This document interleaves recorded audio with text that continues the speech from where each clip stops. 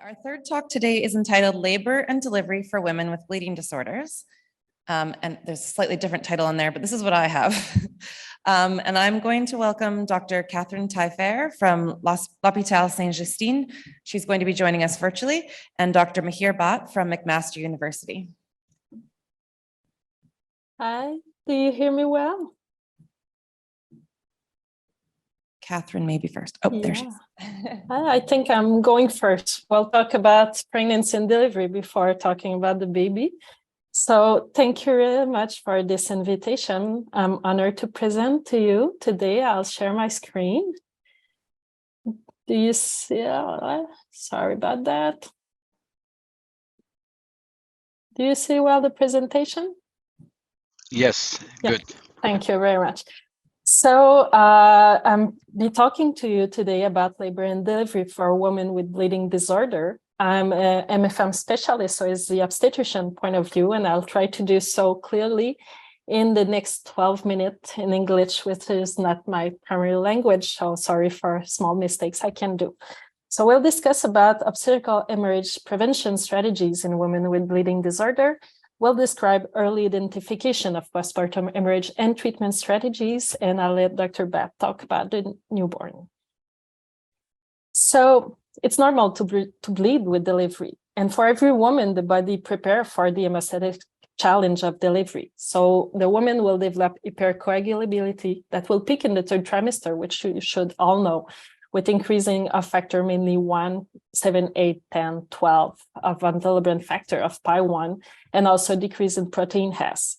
And this will lead to improvement of coagulation profile of many women with bleeding disorder that will help to prevent massive bleeding with delivery. Unfortunately, postpartum hemorrhage is the leading cause of maternal mortality worldwide. In industrialized country like Canada, it's not the first cause, but it's still prevalent. So in Canada, the last years that we have statistics, 2010, 11, it's quite a couple of years now, the maternal mortality rate was 6.1 maternal death by 100,000 deliveries. And postpartum hemorrhage was the third cause of maternal mortality, causing 1.6 maternal death by 100,000 deliveries, which means that 39 women in Canada died from postpartum hemorrhage in 2010 and 11, which is still too much. Also, the morbidity related to postpartum hemorrhage is significant, going from postpartum anemia to hysterectomy or massive transfusion. So this is why we want to prevent it really the best we can.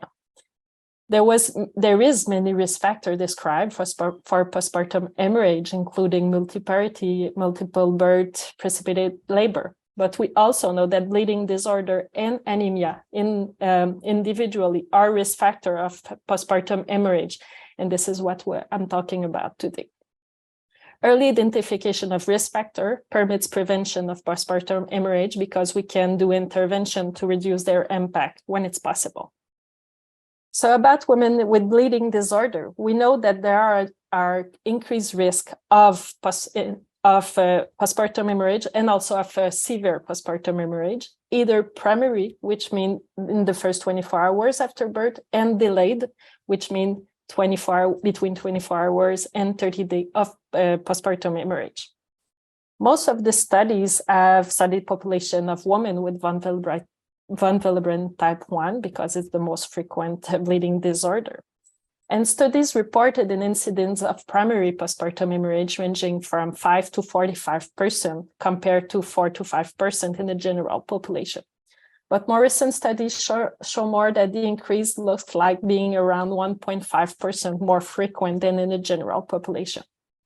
The increase of risk is more pronounced in delayed postpartum hemorrhage that will affect 12 to 25% of women with von Willebrand disease compared to 1% of the general population, which is way much higher. But also transfusion is more frequent in this population, perineal hematoma too. We also know that approximately 80% of the women with von Willebrand type 1 will reach what we call normal over 50% factor level during pregnancy.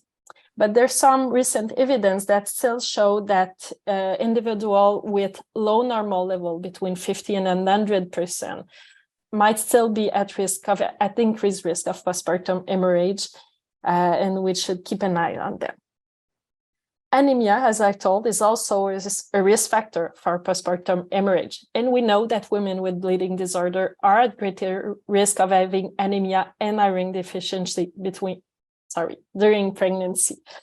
Because of the heavy menstrual bleeding they might present between pregnancy. So as with every other patient, we should screen anemia and iron deficiency at the beginning of the pregnancy and in the mid-pregnancy.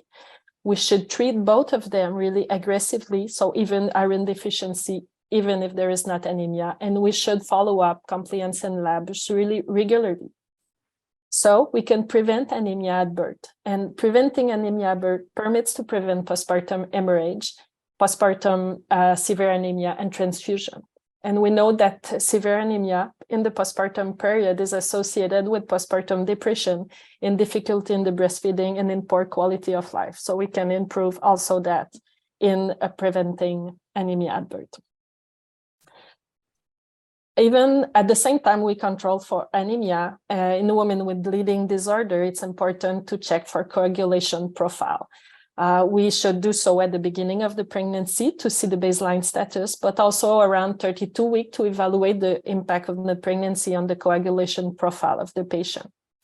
We should also do a blood group and screen because, as I told, these women are at higher risk of needing a transfusion.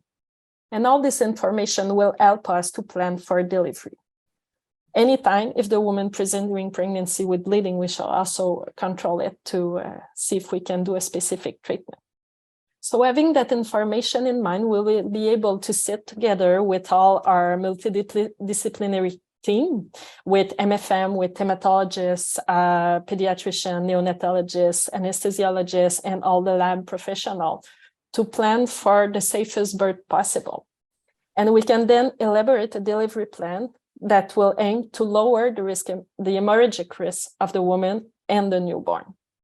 We try to do so in the weeks before pregnancy because, as you know, it's really hard to plan for the exact moment of birth of this woman. And there will be multidisciplinary recommendation about the recommended site of delivery, if ever we consider an antepartum or peripartum hemostatic prophylaxis. What is the suggested mode of delivery that will combine the safest delivery for both the woman and the baby? The recommended treatment, if ever there is a postpartum hemorrhage, the anesthesiologic consideration, so let's say if the epidural is safe or not recommended, and about the newborn care. And this delivery plan will be diffused to the chart of the patient, to the delivery room, and even the woman will receive a copy so that if ever she presents with an emergency, she can present it to another hospital. The choice of the to give and which hemostatic preparation we'll give will be based mainly on the specific diagnosis and the third trimester factor level compared to the hemostatic cutoff. But we'll also take in consideration the bleeding risk if there is another risk factor for postpartum hemorrhage, the mode of delivery, and the personal and familial history of bleeding in this patient. We use a lot cyclocapron tranexamic acid as an adjuvant treatment because it was demonstrated as a good treatment in preventing and also treating abnormal bleeding with delivery. Side effects are rare and it's safe during pregnancy and breastfeeding. Contraindications are not that frequent. So it's something we use a lot in preventing abnormal bleeding in women at risk. We can also, for some patients, use DDFVP that will increase plasma production of von Willebrand factor and factor VIII. So it's useful mainly for von Willebrand type 1 and hemophilia A carrier, but sometimes also with other patients. Ideally, we like to use it when the woman has a past positive DDFVP trial, but before pregnancy, we would not do so during pregnancy. Side effects are mainly related to possible hypotension. So this is why in our center, we decide to give it during labor really slowly. If we give it IV, we can also give it subcutaneously or intranasally, but we give it in a moment the woman is quite stable, but there's other center prefer to give it after the cord clamping to prevent some passage to and potential side effect to the newborn.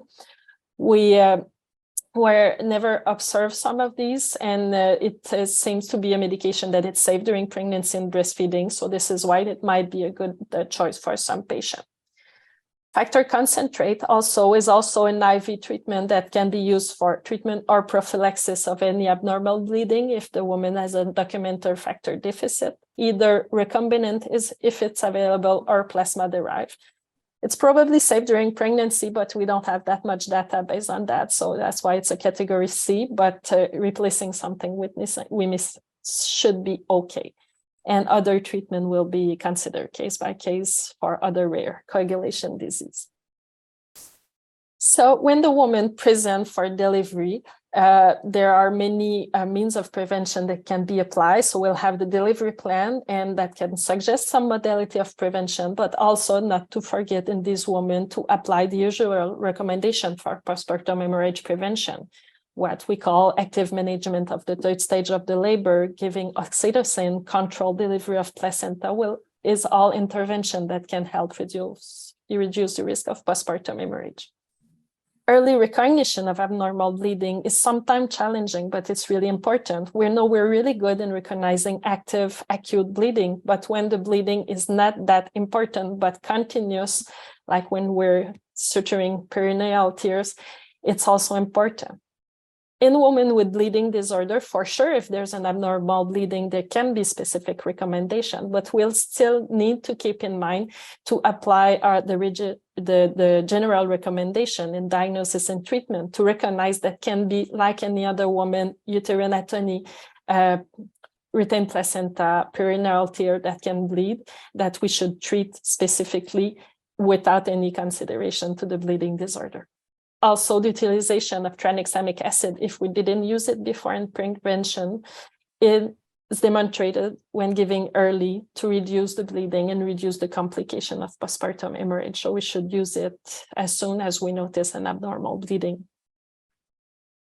In case, unfortunately, of a massive hemorrhage, which means a bleed of more than 30% of the blood volume in less than 3 hours, we should initiate, as with any other patient, a massive transfusion protocol. It's really showed that it decreases maternal mortality and morbidity, leading to rapid, coordinated, multidisciplinary intervention that can help to give the faster and better treatment to this patient.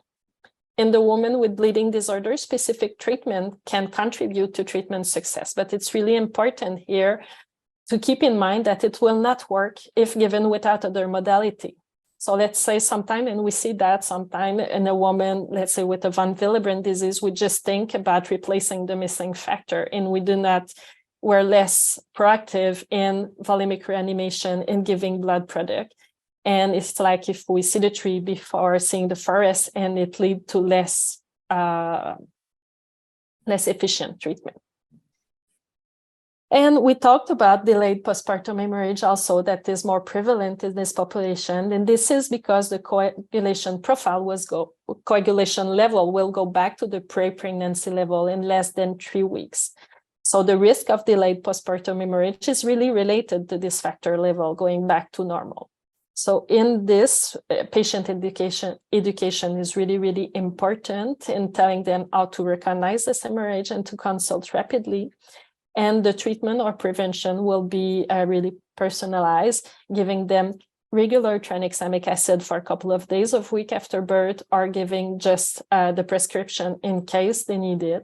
Replacement therapy can be considered for some other women, and oral contraceptive can be used for some, keeping in mind that it can lower milk production in the women who wish to breastfeed. Iron repletion is really, really important. So it was some fast word about all this subject. I think we'll wait after Dr. BHATT presentation for the question, but I'll be pleased to answer your question after that.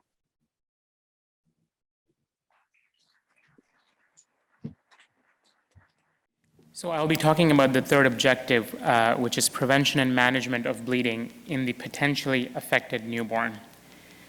This is what we would like to prevent. The incidence of neonatal intracranial hemorrhage in bleeding disorder is anywhere from 2 to 30%, depending on the type of bleeding disorder. In hemophilia, it's reported at 2 to 5%, depending on the study. In something like a factor 13 deficiency, it can be as high as up to 30% in certain populations. Now, the challenge is that in about a third to a half of women, they're not aware of their history or family history. So it's very difficult in those situations to prevent because we don't know. However, there is the half of women where we do know that they carry a condition that could be passed to the newborn. And so what can we do in that situation?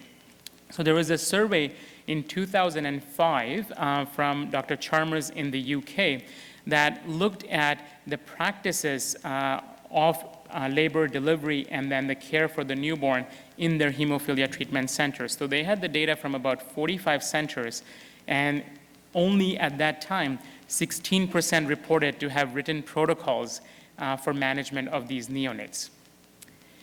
Of these centers, 41% employed routine ultrasound screening in all neonates with hemophilia, 38% in specific situations, and 21% when there were clinical signs suggestive of bleeding. Use of short-term prophylaxis was used in about 20% of all cases of severe hemophilia. And of note, the risk of inhibitor formation with early factor exposure was just being discovered during this time. About 50% would consider short-term prophylaxis in a potentially traumatic or premature delivery, and then about 30 to 60% depending on other conditions of rare factor deficiencies. The conclusion was that there is considerable variation in the proposed management of neonates with inherited bleeding disorders in the UK at that time. Since then, there has been more research and dissemination of different guidelines, starting in 2006, and then a paper in 2011 from the same group in the UK, and then most recently in 2018 by our Canadian group, which discusses practical guide to the management of fetus and newborn with hemophilia. The most important aspect is association with a hemophilia treatment center. That is the key. If the patient is living in the vicinity, then their care should be managed at a hemophilia treating center. And if it's not, at least there should be very close association and discussion with the hemophilia treatment center. And there is absolute recommendation to have a written institutional policy of management of pregnant hemophilia carriers as well as newborns. In terms of prenatal testing and counseling, when a female is known to be a carrier, there is suggestion to refer or have genetic counseling to see if she would like to be tested if her status is not known for sure. If she chooses to be tested, we can know for sure if she's a carrier or not.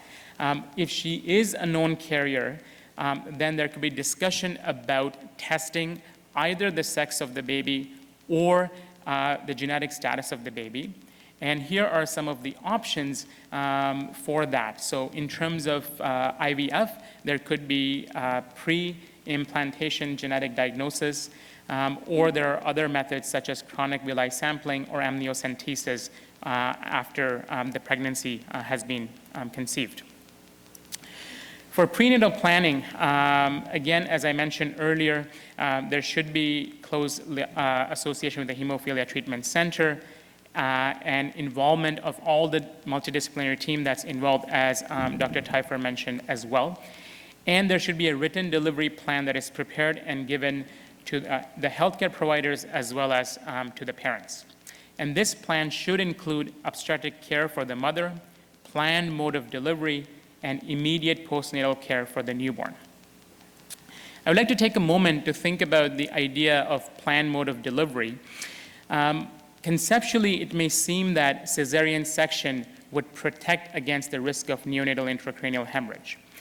And that was the recommendation from the initial studies from 1990s and early 2000s, primarily in the US. However, subsequently, there have been larger studies from the UK, And our group recently undertook systematic review and meta-analysis where we were able to show that the odds of neonatal intracranial hemorrhage with C-section were similar to spontaneous vaginal delivery. However, the vaginal delivery should be recommended only in situations where the risk of using assistance like forceps or vacuum is low, because one thing is known for sure is that assisted vaginal delivery has much higher odds of neonatal intracranial hemorrhage compared to non-assisted spontaneous vaginal delivery.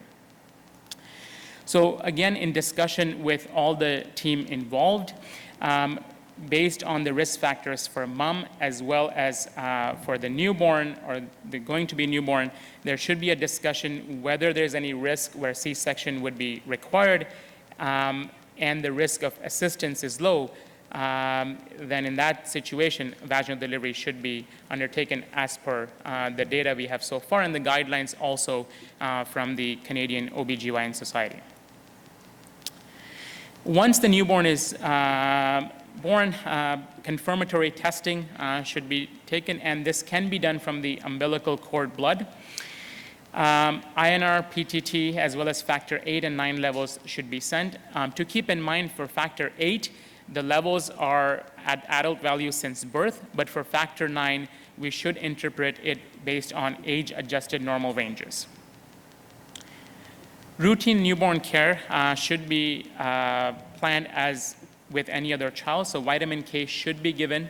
IM or subcutaneous can also be given safely in a newborn with a bleeding disorder as long as the smallest possible needle is used and there is appropriate pressure for 5 to 10 minutes.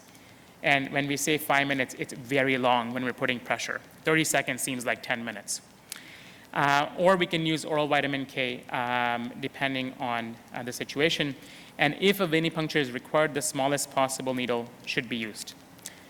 In terms of bleeding and neuroimaging, if there is any clinical signs or concerns for bleeding, there should be imaging if possible within a short period of time. If not, like we do with any other child, factor first approach should be used. And imaging-wise, cranial ultrasound, because it's a quick option, and if not, proceeding with a CT or preferably MRI in the case of possible neonatal intracranial hemorrhage. Bleeding management should be with a factor concentrate in the immediate period. There is no specific evidence-based criteria for giving prophylactic or empiric therapy. However, if a newborn is diagnosed with intracranial hemorrhage or any other bleeding, they should receive factor concentrate in terms of dosing the same way we would for others with incremental recovery as expected based on the type of factor.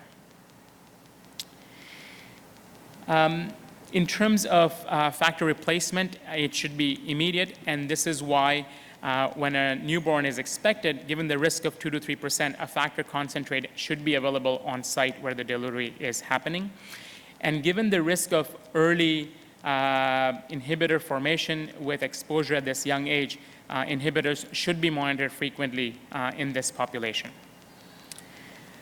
There is no high-quality evidence to inform the universal or targeted screening, but what we find is that most patients with hemophilia or inherited bleeding disorder that is known will end up with a cranial ultrasound, at least for screening. Neuroimaging, more than an ultrasound, should be taken where the risk is higher based on the events at delivery, and definitely if intracranial hemorrhage is suspected based on clinical presentation. I discussed about factor concentrate for treatment of bleeding in the neonatal age group.